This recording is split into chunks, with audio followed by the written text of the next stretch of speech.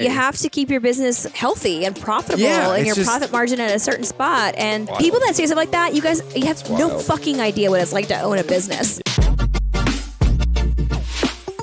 I think, to me, what we know, a bunch of people who work in tech, every person we know that works in tech is drastically underemployed and overpaid.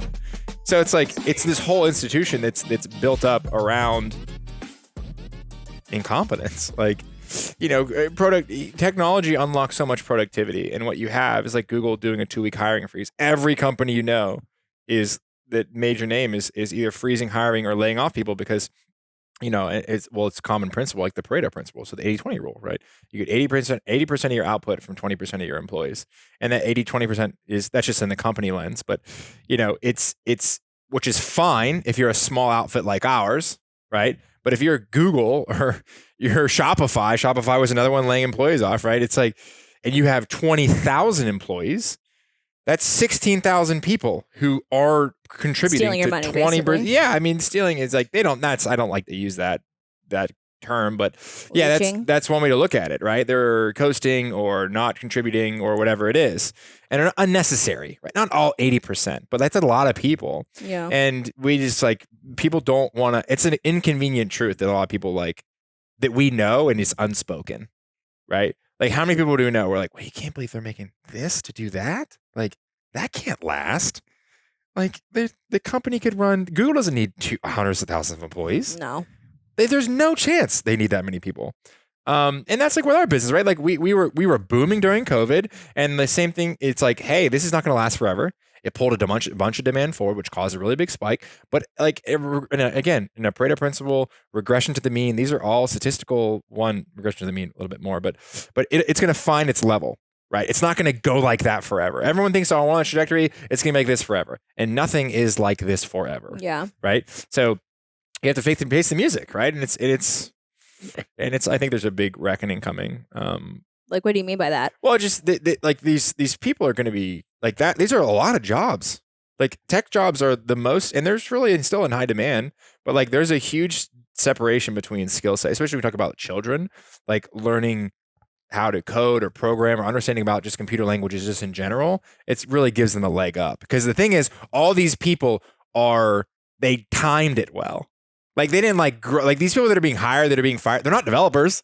Yeah. Like, they don't have like tangible skills that help grow and build companies.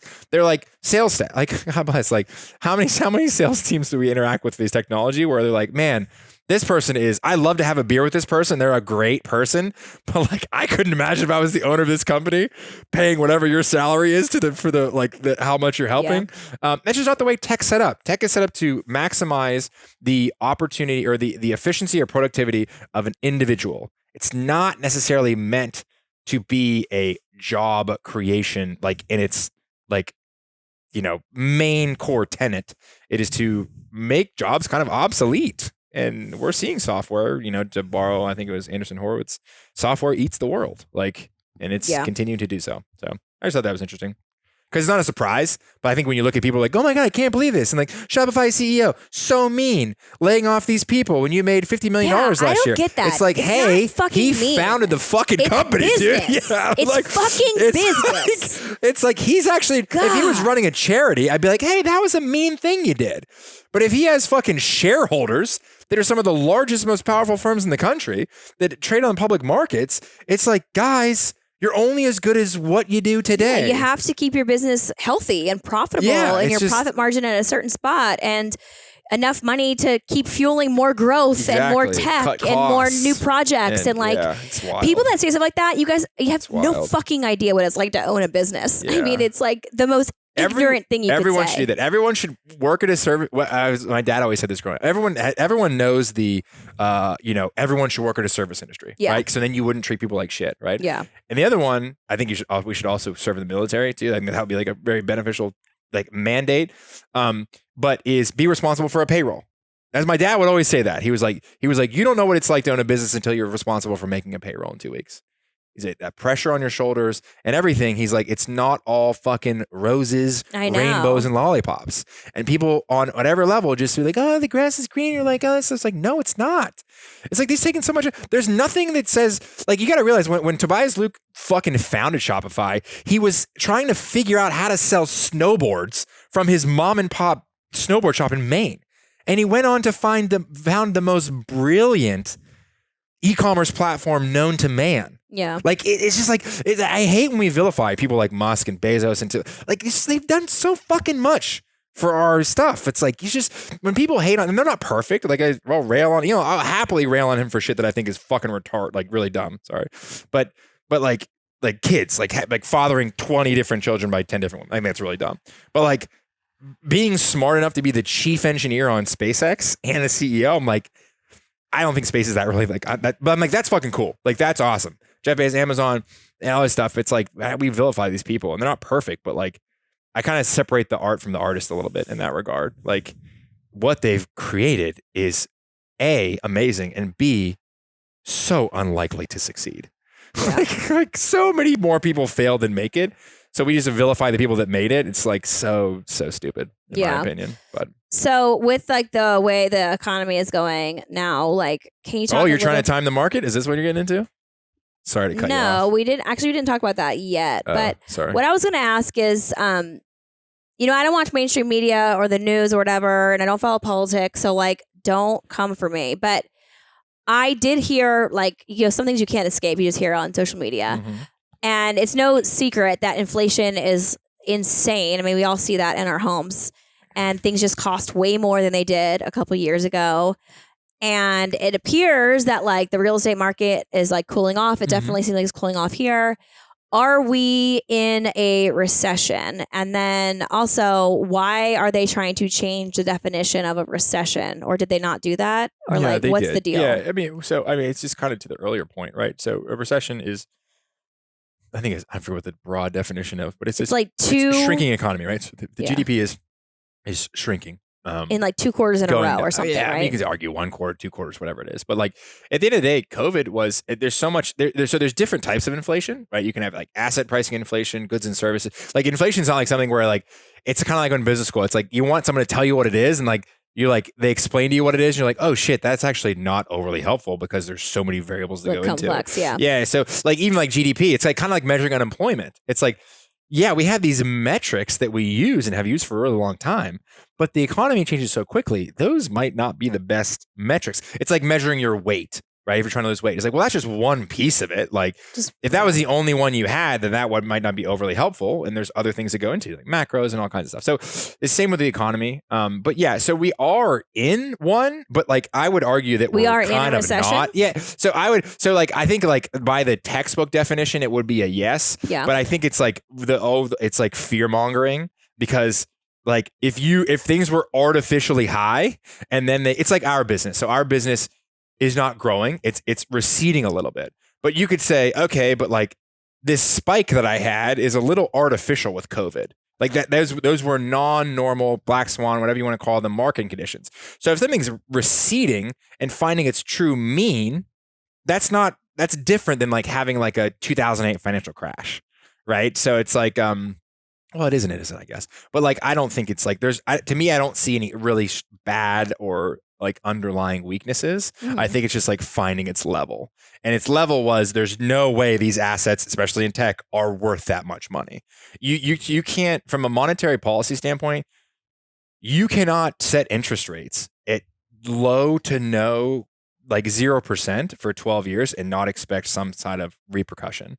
Like Japan has had stagflation for many years, and they're lost decades because they haven't been able to spend their way out of flatlining their economy. And the same thing is true with us. Like you can lead a horse to water, but you can't make them drink type analogy. Like you can manipulate inflation, rates, all these things. But at the end of the day, like I'm a big proponent of the free markets. So as long as we continue to, and that's what makes America so unique. I mean, you look at what's going on in China, people are like, oh, they're going to overtake our economy or whatever it is. And yeah, I would hope they would.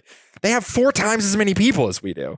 So I look at more of like the per person per capita outputs, and America is unrivaled in our productivity and our ingenuity, and like I always have faith in that. So to me, it's like there's a recession. A, I can't control it. B, bring it the fuck on. Like that's where the most opportunity is. Well, there's no opportunity. That's my point. Yeah. So why don't you give everyone? Because I feel like for a lot of people, and not for me, because I don't really like watch any of this stuff, so I don't like let like the fear like seep in or whatever. Yeah. For as much as I can, I guess. So you can't escape it 100%. But I guess why don't we do that? Like can you put like a couple off the top of your head points together of like what is the upside of a recession if we are in one or going to be in one, or it's going to be really bad. It's going to be so bad of a recession that it might be a depression. Like what's the optimistic bullet points that you could just couple of them. Historically, that's when the most millionaires are made, like in downturns. Like you don't want like the last 12 really just all of our adult lives. So I'm 34, you're 37. So I graduated in 2010. The global financial crash in 2008. So we've been at a near low to no small interest rate from the Federal Reserve.